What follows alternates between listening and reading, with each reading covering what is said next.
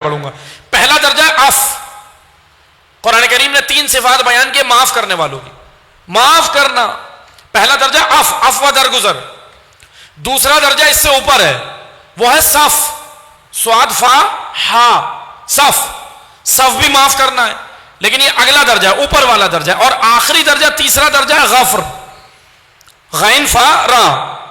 اللہ کے اسم اعظم میں نا اللہ غفور ہے. غفور کیوں ہے؟ کیونکہ وہ غفر کرتا ہے. غفر کرتا ہے تو غفور ہے. تینوں کی ڈیفینیشن سنیں. عف معاف کرنا، صف بھی معاف کرنا، اور غفر بھی معاف کرنا. مگر تینوں میں ڈفرنس کیا ہے؟ عف پہلا درجہ، عفو درگزر. عف معاف کر دینا مگر دل میں رکھنا. بہت سارے لوگ معاف کر دیتے مگر دل میں رکھتے ہیں. اس سے اوپر درجہ ہے صف. صف کی کیٹیگری میں وہ لوگ آتے ہیں جو معاف بھی کر دیتے ہیں اور دل سے بھی نکال دیتے ہیں.